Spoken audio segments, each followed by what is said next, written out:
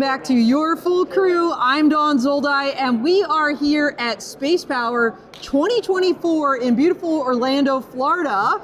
And I have with me here a person from the Space Force Association running this event. I'm not running the event, but You're helping to run it. I mean, this is helping. SFA's Spacepower. Yep. So, first of all, introduce yourself. I'm Rhonda Shea. I'm the general manager for the Space Force Association. So I get to put out the fires, but I'm not the one that coordinated our event. We have wonderful volunteers and staff that have put this together. She's so nice. She's really running it behind the scenes. So tell everybody a little bit about this event. This is your second year. Right. Okay, and it's exponentially grown just in the past year. Right. This is our second year. We'll be doing it again next year. Of course, it plans to be an annual event. It'll be in Orlando next year in December. We haven't announced the exact location yet, but we'll be coming up. What we did last year was our inaugural year in 2023, and we went from about 1,500 attendees to about 2,600 this year. We went from about 20 booths to a little over 75 booths. So it's grown tremendously. We have over 1,000 Guardians. This is the largest gathering of Guardians in one place in the world. The largest gathering of Guardians in the galaxy, in right? the galaxy, For real. that's right. Yes, it's perfect because, I think Universal Studios has such a ride. But this is a great place to be if you're in the space industry and you want to meet with the defense clients. I mean, these conversations are happening. Yeah. It's a great place to network. We have people from all large industry, medium-sized industries, new startup companies. There's folks here from DoD. There's folks from STARCOM and all of the powers that be from the Space Force and some Air Force folks. And it's a great place to just get to know people. If you have a business that you do business with these folks, great place to just sit down and relax and get to know them better. And a great place to meet new people that hopefully would become your corporate friends. Absolutely. And speaking of becoming friends, how do people learn more about the Space Force Association and how can they get involved? The Space Force Association, we have a website, and it's USSF, as in Frank, .org. And you can find out all about us on there. You can check out the event. You can check out becoming a corporate member or an individual member. And our individual memberships start at $35. So they're very affordable for the average person because we want everybody to be, space impacts all of us. It doesn't just impact the people in this room, but more importantly, it impacts the millions and millions of people whose everyday lives depend on it. And so if you're one of those people that just love to learn about new technology, you can join us and be at this event too. And by the way, at $35 you can buy also those mouse ears because I was just at Disney World and that's what they're going for. So great price, great organization, important cause. Right, and one more thing, we do have corporate memberships that start for the small new launch pad businesses that are just launching their company all the way up to some of the big giants in the industry. And so if you're interested, you can just hop on that website, learn out about us, or you can reach out and give us a call. There's lots of links to our emails and things like that. All right, very good. 2.5 days of activities. By the way, 5th anniversary of the United States Space Force. Big birthday gala happening here as well. So thank you for everything you do. Well, thank you, And Dawn. speaking of launch pads, we have some of these companies here. Do you want to introduce the next one, maybe? Let me grab Lee Rosen. Okay, Lee Rosen, and we're going to swap out the mic. He's with Think Orbital and really doing some incredible things. So I'm going to pass it off to you. All right, and doing the mic swap, and here comes Lee. Great. Hi, we also have our Vice President. Squeezing in. All right, Can we do it? Can we do two? Yeah, look, Is that okay? Look, we are doing it. Look, we fit. Move wonderful over more. Justin You're kind of off the screen. I'm not good Okay. at this, but in. I'm over here. You go over there. Okay. All right, perfect. There Yay, all it three of is. us. All right, so Think Orbital. Yes. Tell me, what is Think Orbital? So Think Orbital is eliminating the constraints of size of things in outer space, right? Okay. So getting to outer space is hard. SpaceX is kind of taking care of that along with some others.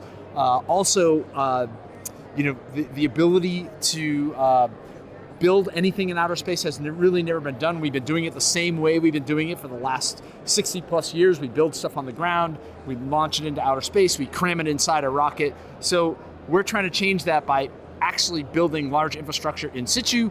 Along the way, we're also doing some fun space domain awareness and some counter space type of activities as well. Wow, counter space. So a lot of my followers are in the drone world. They know about counter UAS, counter space. you guys are doing that too. I heard space is a warfighting It is. medium there, It's a Colonel war- Retired Chandler. What do you know about that? There you go. Tell us about this. Tell us about some of the threats, because I missed the briefing. So tell everybody what we're looking at out there. Well, you know, with what Russia's been doing recently and putting some things in orbit that could be a threat to us and violating a lot of international treaties, we really lack the ability to characterize and determine, did they really put something up there that they shouldn't have? Right. And what is it? Right. You know, in the Cuban Missile Crisis, we had U-2 reconnaissance aircraft taking pictures of the offensive weapons that the Soviets put in Cuba. They were a threat to the United States. Yes. Right now in space, we can't figure that out. If something's inside of a spacecraft and it, you know, could do us harm, Yeah. we can't tell that. And so we're developing an X-ray at distance capability that we can look inside of a satellite from 10 kilometers away and figure out what exactly is in there. Wow. And it's what we call the missing piece of space domain awareness. Okay, so space domain awareness, counter space, and in situ building of things for space. Yes. Right, large infrastructure Large in space. infrastructure. Yeah. Wow. Okay, you've got just All right, a we're couple busy. things We're going busy. on. There's a lot going on. And so how can people learn more about Think Orbital? Well, they can look at our website at thinkorbital.com. They can reach out to me, Lee, at thinkorbital.com, and we'd always welcome folks that are interested in what we're doing. All And right. we've got a launch coming up on the 20th. The 20th of December. Yes. Okay. Next week. Right a before the pre-Christmas holidays. launch. Yes, And exactly. so what is this launch going to be? So we're going to be demonstrating our electron beam technology for welding, cutting, and X-ray inspection. Part of our Think toolkit. Electron beam. I mean, this Sounds like it's from the like- future. It does. Yeah, but it's been around since the 1960s. Okay. We used it when I was at SpaceX to weld the thrust chambers of the engines together. Okay. Its biggest drawback terrestrially is it has to be done in a vacuum. And Oh, yeah. That do you would know be where hard. there's a vacuum? Black holes. I heard there are 100 some. kilometers from everywhere, outer space. Yeah, there's a I big do- vacuum. So yeah, this is that I- the ideal technology to build things in outer space. Okay, very cool. Well, Yeah. thank you so Thank you much, so much. guys. Really cool to appreciate meet it. you. Yeah, nice to meet you. Thank you. Okay, well, we will keep an eye open for this launch. All right, and right learn on. more about it. Thank you. All right, thanks so much. All right, we've got Ben here, and Hi. Ben, How you doing? tell everybody who you are and where you work. My name is Ben Chubane, and I'm the president of Phoenix TS. We've been a DoD contractor since 2004, so 20 years. And what we do is we do training. We do training in cybersecurity, in IT, and we've evolved, of course, with the modern needs of the warfighter, including Guardians. So we provide, environments where Guardians can learn about cybersecurity, with capture the flag exercises and cyber ranges, all kinds of labs and experiential learning. And we're just so excited to be involved with Space Force. We're involved with the other forces and now Space Force. It's really exciting. Well, obviously training is always key, and I love that you do that for the forces. What about people out there that want to get involved as part of the workforce that aren't part of the Space Force, like on the commercial side? Do you do training there as well? Oh yeah. We provide training. B2G is big, but also government contractors are part of that. And then anyone in the private sector can also attend our public training or ask for private classes or get access to all of our training solutions, right? And we're starting to actually get into cleared training now, and so all kinds of different levels of training that we do. I'm really excited about Space Force and their focus on workforce development. What I learned here at the conference Yeah, is, that's what I was going to ask you. Yeah. What's one of the biggest things you learned here?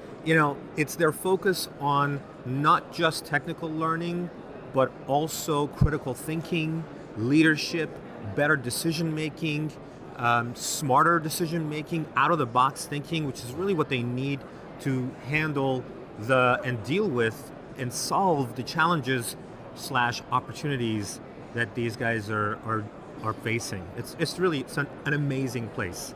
It is. Well, as they say, no plan survives first contact with the enemy. So those critical thinking skills and the ability to, think on the fly is really important. And no pun intended, because obviously they're flying things, literally. Think in the vacuum, right? Yeah, thinking in a vacuum. All right, lots of puns here, everybody. Bear with us. But anyway, very cool. So how do people learn more about what you're doing? Yeah, so our website is Phoenix TS, so Phoenix like the city, and then technology solutions, so phoenixts.com. And my email is ben@phoenixts.com. Feel free to reach out. All right, awesome. Well, thank you so much for what you do. Thank you. Yeah, all right. Next up, we've got Alex Hall. Alex is... Hi everybody, I'm Alec Hall from Alliance Cyber. I'm gonna step back a little bit because All right, no, I'm he's towering tall, over the, and I'm, the yeah, screen and I'm here. not. Yeah. So we just heard a little bit about cyber training. We You did. know, you're in the cyberspace. Explain why that's so important in the space domain. Absolutely. So I love my space brothers and sisters. I'm Air Force by trade, and I grew up in comm cyber the entire time. And I like to jest a little bit that all their beautiful satellites are nothing but flying routers. And so in that regard, communications, both in domain and terrestrially, are critically important to securing our government information, to providing intelligence, providing updates to activities in the cyberspace domain. So for me, cyber is a passion, and that's what we do at Alliance Cyber. So You know, cyber's everywhere. We talk about how space impacts everything, but cyber is like in everything, absolutely. every domain. And so as you're, have you been here, were you here last year as well? I was here last year. So tell me a little bit, how do you feel this event has evolved, in particular with regards to the cyber aspect of it? Yeah, so first of all, kudos to the SFA for another successful year putting on this conference. I will say from the vendor perspective, we have a booth for the second year in a row, and there is easily double the amount of vendors from last year to this year. So it's fantastic to see the support of so many businesses in and around the space industry. From the cyber perspective, every single one of us has an investment as both business owners and federal contractors to defend our corporate intelligence, defend the country's controlled and classified information. So with cyber on the minds of every single entity and agency here, I think it's critically important that we highlight the capabilities of services like the Space Force, who have an emphasis on space, cyber, and intelligence to make sure that the nation can prosecute its activities. Yeah, absolutely. So what's coming up for you in terms of 2025? That's on the horizon.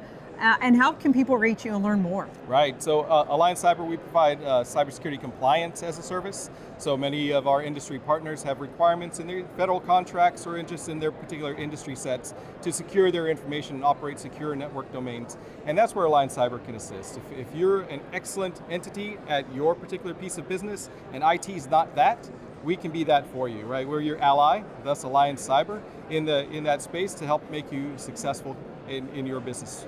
And that's in any domain. Space is one of many. One of many. Because we have a lot of air taxi and drone folks out there, and electric vehicles. Everything is cyber. Everything is cyber. Yeah, I know. You love that, right? I do. You're like job security for me. So, all right, very cool. Yeah, and you can reach us at how alliancecyber.com or by email via contact us at alliancecyber.com. All right, perfect. Well, thank right. you so much. Thanks. Keeping us cyber secure. All right, next up, Jesse is coming down. Jesse Lozano. Jesse, tell everybody where you're from. Hey, I'm Jesse Lozano. I'm the CEO at Intellectable. I'm based in Austin, Austin, Texas. Yeah, Nice. yeah. Okay. And at Intellectable, we automate proposal writing process. Okay.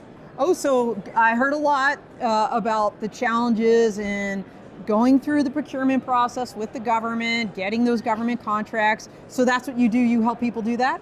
Yeah, so with Intellectable, you can create a digital twin of your proposal writing process. It's not a black box AI that you've got no control over. It's, let me step back here. Yeah, there you go. Yeah, just like always trying to get sent. It's something that literally a digital twin of the way that you approach proposals, and that's ripping the documents, taking out information from proposals that you require, using your company information to run through workflows that you've designed, applying your information in the way that you want to. It's an AI that you completely control yourself. Okay, well that's important. So it's not. I don't want to use OpenAI, that's a company, but it's a closed AI that you input the company's information into? Yeah, so, well, it's an open AI for our users. We're not a ChatGPT front. Actually, my previous business, I raised $30 million for an ed tech company and built it out quite large. I did that through writing and winning government contracts to Oh wow! deploy Got all computer this guy. science. Oh, I just raised 30 million. And if you noticed, 2 guys ago was like, oh yeah, when I worked at SpaceX, you know, just like these are our guests, everybody. All right, keep going. But one of those, you know, that process, even when you get, you know, into a large amount of employees, proposal writers are the most important piece of your team. They're out there winning revenue and winning work. Yeah. Anything that you can do to automate that process, automate the data extraction and the data application, so that the human can do the last, you know, the strategic thinking piece. Right. That's a total winner, and it's been great to be at this expo, because everybody here writes proposals. Yeah, everybody does. So, were you here last year? No, I wasn't, but we've got Eric McManus is at Intellectable, and he's the head of Space Force Association Texas. Okay, very good, very good. Yeah. So you're a newbie to this like I am. As you're walking around and talking to people, what is jumping out at you as being maybe one of the most interesting things you're seeing or learning? Yeah, I think actually it's, you know, the amount of new small business that's here at the conference is really encouraging. I think there's a lot of funding for space, and that's trickling through to, you know, actual, you know, real startups on the ground here at Spacepower Conference. So, you know, for me, that's the most interesting. Obviously, there's the great big players here with, you know, beyond interesting technology. But, Yes. But yeah, I like the small business. Well, excellent. So how can people learn more about what you do and where can they find you? So you can go to intellectable.com. That's just intellectible.com. You can book a demo with us on there, and we've got a bunch of happy customer quotes on there, and good detail on the platform and how it works. Awesome. Well, thank you so much. This guy All right. knows obviously what he's talking Thank about. you. He already raised 30 million for himself. All right, thank you so much. All right, come on down. We've got Nate McBee, and Nate, tell them where you're from. Sure. My name is Nate McBee. I'm Vice President of our Engineering and Commercial Products Division with LSAS Tech. LSAS is a small company that has had a long legacy with commercial space applications. Applications like Systems Toolkit and Orbit Determination Toolkit, which a lot of warfighters may get experience with throughout their training and as they come up through the forces.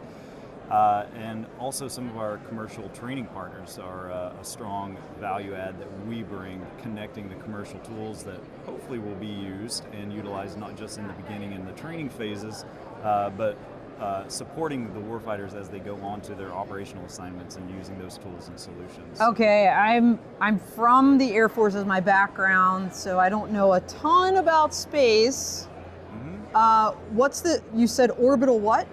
Toolkit? Orbital Determination Toolkit. Orbit Determination Toolkit. What does that even mean? So processing measurement data so that you can maintain and retain a good knowledge of the custody of those objects, deconflict catalog of which objects are maybe mistagged or maybe they've performed maneuvers that were unanticipated. So constantly having that space domain awareness. Commercial tools provide a great avenue for bringing that capability right to the hands of the warfighters. But I think one of the more important parts of that is training them on how to use it, because not everyone's a rocket scientist, right? So, well, clearly not. So bringing that level of training is something that we've been able to connect with a lot of the other SFA supporters like Integrity ISR and other companies that we partner with in order to get that leading edge capability of technologies, tools, commercial training, engineering services right in front of them, and make sure that they understand the problems at hand without having to go down into the minute details of the engineering sciences and physics behind it. Okay, very cool. So what I'm hearing you say is kind of the equivalent in the national airspace system of like detect and avoid as well. So, you know, you can measure things and see things moving, but you need to be able to avoid them so there's no collisions. Yep. Go ahead. Yep. So a lot of this is a balance between cooperative and non-cooperative Traffic, actions, and traffic. Yeah, so imagine the problems that we have even at the FAA level with a crowded airspace. Yes. That same problem is mirrored, you know, in the space station. I think, is it worse? Because I understand there's a lot of space junk, and these little chunks of things can be very dangerous. And they You travel can't very ask them high to rates of move out of the speed. way either, You can, right? and they So, can't move. They don't maneuver. Yeah. Yeah. So you have to plan and be diligent in that that operational safety of flight aspect. So Yeah. we bring that industry knowledge and expertise, but also offer and work with our customers to bring unique solutions to how they might solve those problems. So as you look ahead to 2025, you're at this conference, you're listening, you're seeing things. What do you think will be the biggest thing in the space domain next year that everybody should be watching for? Yeah, as I walk around the show floor and I look at the other booths, the one thing that's going to ring true, I think, to everyone this year is just how many smaller commercial space providers there are present at the show. And So you're gonna see more growth of this? That's what you expect? Yeah, I expect that to almost be double next year. So maybe that's the SFA commitment to double the commercial. All right, well, they already doubled it in the last year, so we'll see if they can do it again. Yeah. All right, awesome. Great. In the meantime, how can people find you and learn more about what you do? Sure. Just lsas-tech.com, lsas-tec.com. All right, awesome. Well, thank you so much. Sure. It was great to meet you. Thank you. All right, next we got Ryan Sullivan. Hey. Ryan is his company is one in the startup area. Yep, we're over in the launch pad. The launch pad. Yep. All right, and tell them a little bit about yourself and your company. Absolutely. Well, my name's Ryan Sullivan. I'm one of the co-founders of Space Kinetic. Space Kinetic is an early stage venture-backed startup. We have a top secret facility clearance, and we're focused largely on dynamic space operations. And we think we're getting after that mission area from a pretty novel set of first principles. At our core is this technology we're developing called the Longbow, which is an electromechanical system that integrates onto a number of different host spacecraft and then deploys these smaller assets off that host spacecraft at high velocities without firing a thruster. And we think that unlocks this unique nexus of low signature, low attribution, and highly operationally flexible maneuver through and from the space domain. We think that plugs in, I'm sorry to step on you. No, I'm just like, I'm listening to you and I'm thinking, what little things do you want to emanate from the vehicle for maneuver? Like other little vehicles, almost like a drone swarm equivalent, but in space? That's exactly what we're working on. Okay, The idea being that we can draw down the cost per effect, the cost per spacecraft, Right. and get on the right side of the cost curve. Okay. If you heard General Wyden earlier today, And he is talked the about, space, U.S. Space Commander. Yeah, combatant commander. He talked about kind of the nexus of democratization and increased lethality Yes. of Yes. the threats on Yeah. orbit. And we believe that our technology can provide the kind of proliferated and highly capable maneuver that enables us to get after that. Wow, that's amazing. I appreciate that. We are building something novel. Yeah, and we're clear-eyed that when you're building something novel, there's increased front-loaded technical risk. Yeah. But we think it's a privilege to focus on that because we see asymmetric upside on the back end on a number of different axes across space superiority, space domain awareness, potentially even missile defeat effects. Well, yeah, look, if you're just using anything that's terrestrial based or even airspace based as opposed to space based as a template, that's happening today on the battlefield. So like if space is the next frontier, if you will, for where that next battle could occur, and by the way, everybody, I heard 2027, and that's a little frightening to me. Absolutely. Like thinking ahead is where we need to be. So thank you for what you're doing. What are you excited about as you walk the floor and hear from other companies and hear from other speakers? Absolutely. Well, I think to echo some of the previous comments, what I'm really excited about is how much momentum this conference and this ecosystem is building. I think we've seen the strategic reframing of space as a contested domain, as a warfighting domain, and industry is starting to pick up on that. And I think together we're going to work to deliver the kind of capabilities that protect our country, our homeland, and our allies. Yes. Because with this era of resurgent great power competition, we are seeing 2027 as a key date. Holy schnikes. All right, so tell everybody how they can find you. Absolutely. Please send me an email at ryansullivan@spacekinetic.com. Thank you so much. All right, thank you. It was great to meet you. Likewise. Thanks. All right, next we got Greg, is it Gillinger? Hard G. Greg, you're a tall guy. All right, I'm going to move over here. You move over that way. There we go, perfect. All right, and it's Integrity ISR. Integrity ISR. So we all know most of us know what ISR is, intelligence, surveillance, reconnaissance. So you're doing this from space. Actually, we're more of a training company. A training company. All right, tell us about this. So Integrity ISR is we actually have instructors at Vandenberg, at Keesler, and at Goodfellow. By the way, my first duty assignment was Vandenberg Air Force Base. Oh, okay. Fun my last fact. duty assignment was Vandenberg. Well, there you go. All right. Right. So we've got 6 instructors there at Vandenberg. We've got 3 folks at Goodfellow, and we have 3 folks at Keesler training 5S enlisted personnel, so the enlisted force of the Space Force. All gets training from Integrity ISR.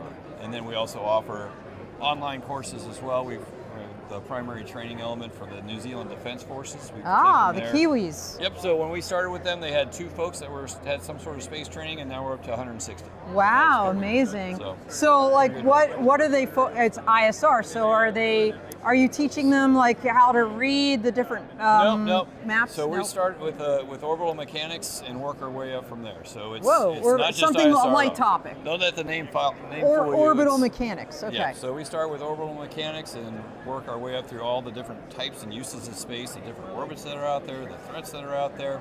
We have students designing spacecraft by the end of the day, and you go through our Space 200 course, you'll actually be designing space constellations. So oh my gosh. some of the New Zealand students actually have some of their concepts that they worked on in our course are now being considered for funding from New Zealand. So I want to talk about the threats for a second, because that's something you all have as part of your curriculum. Yep. Clearly there's nation states, right? You've got China, you've got Russia. They've been in space for a while. Almost every civilized country at this point has assets in space.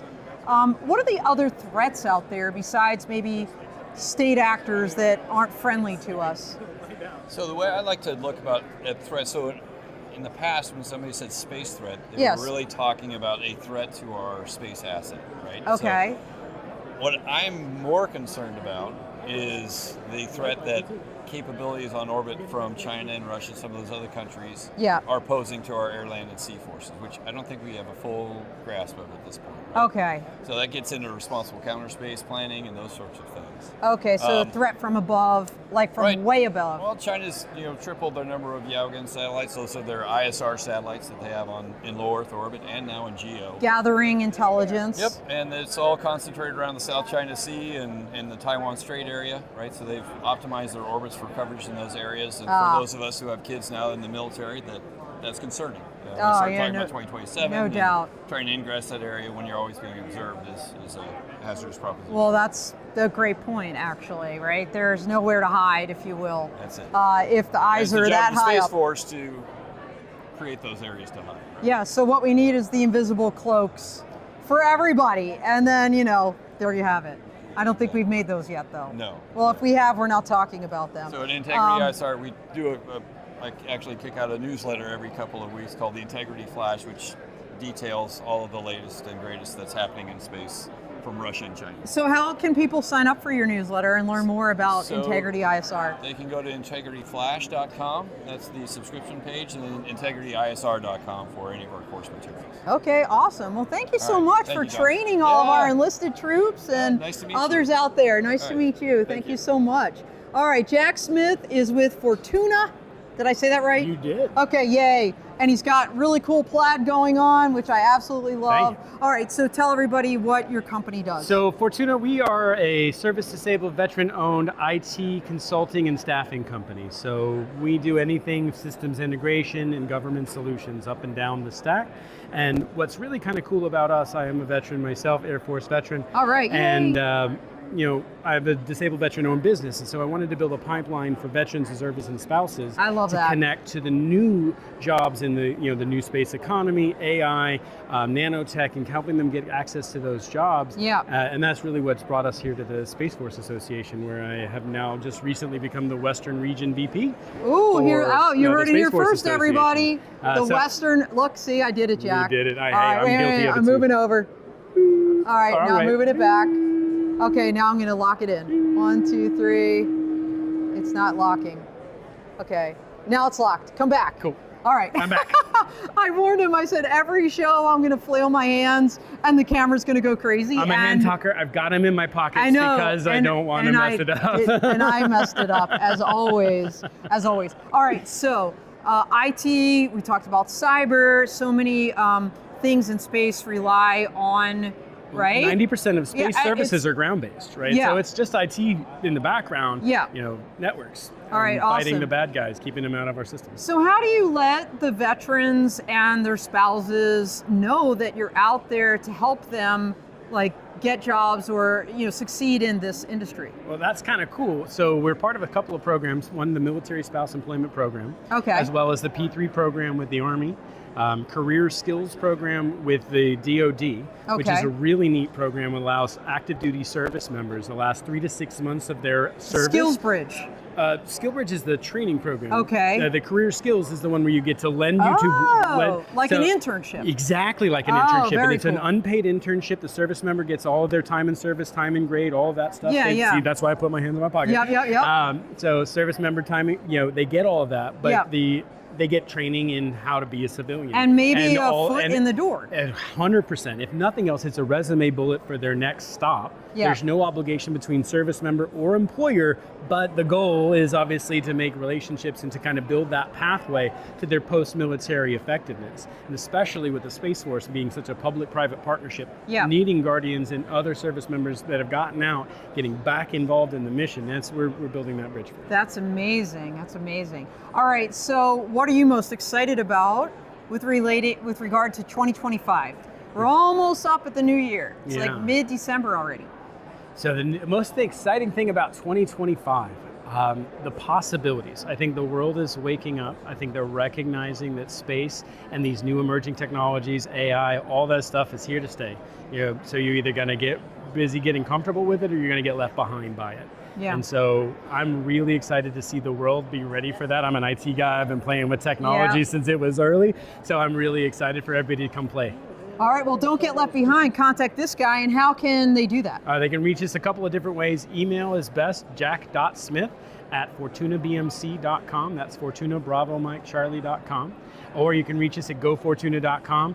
We've got career pages if you need help, services, support, transition, the whole military ecosystem. All right, thank you so much, Jack. Thank you. Great. Thank you for what you're doing for our veterans and for our nation on a continuing basis. Thank you so much. My pleasure. All right, we've got Dr. Lois Wardell. She is with Galapagos. How do you say this? Galapagos. Galapagos.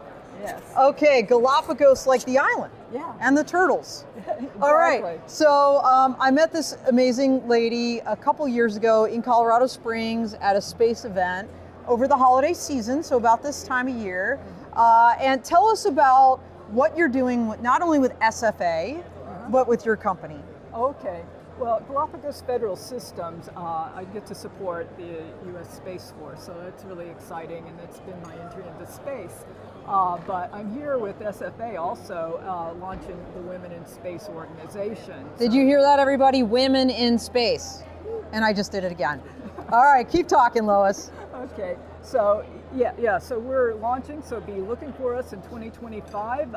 You can find us on SFA, USSFA.org, and you'll find us on that website, and you can also find me at lois.wardell@ussfa.org, and we're definitely looking for ways to better support women, and appreciate your suggestions. And I was reading the handout for SFA, and I saw that if you just become a member, you click the button Women in Space, you automatically get registered for that. It's not like an upcharge or an additional fee. It's just a subgroup of the larger group, from my understanding. That's correct, yeah. So if you're a SFA member, it's free to join us. And we appreciate the support from men, women, from everyone. It takes a whole village to launch. It does, and I'll tell you what, I've been very impressed. I go to a lot of conferences. There have been a lot of women I've seen in uniform in the Space Force. I don't know what the breakdown is, but there seem to be a lot of women walking around in uniform and also on the commercial side as well. Yeah, some units within the Space Force are doing amazingly well. I mean, they're like 50% women. So wow. It's exciting to see. Yeah. So I don't know if you could share at all a little bit what you do in your company. I know you do a lot of stuff on the classified side, so obviously we won't get into that. So if you can, tell us a little bit more. Oh, so yeah, I'm a technical liaison, and so Galapagos often supplies a lot of expertise to their clients, and so I'm part of that mission. Right now, I've been relocated to Maui. I know we were talking about such a hardship assignment going to Maui. Yeah. So I get to work some with the telescope there, and so yeah. Oh, that's super exciting. Very cool. It's wonderful. So you've been to a lot of these space events. Tell me what your impression of this one and how it's evolved really just over the past year since its inception. Yeah, so it's basically squeaky new still since it this is the second year. And I like it, and because it's not too big. There's a lot of intimacy there where you can really interact with people, get to know people. You're not herded around chasing different sessions constantly. Yes. So I really like that, and I think they're keeping that philosophy. So. No, I love that. Being an outsider somewhat, right? I came in, and you can immediately sense the community, even on the stage, like the military and the civilian folks joking with each other. There's relationships there. It's truly a community. So wonderful. So how can folks maybe learn more about what you're doing with Galapagos, or learn more about the SFA? Oh, okay. Yeah. So for Galapagos, it's galapagosllc.com that you can learn more about it, and definitely check out our job board if you're interested in working in space. Yeah. And for SFA, it's USSFA.org, and we have a we have a web page there, and we'll be updating it real soon. So you'll definitely be seeing a lot more from us in 2025. Yeah, SFA has a lot going on. Awards ceremonies, this event, educational partnerships. I know with San Diego, I believe, University, specifically about space. And so check out their website to learn more. I also want to give a huge shout out, by the way, I've been remiss not to thank Caresoft, who was the sponsor of this particular stream, and of course you, Lois, and everybody else that joined us today. So thank you so much. Oh, thank you. And everybody else out there, thank you. Happy holidays. We are out here. This is my last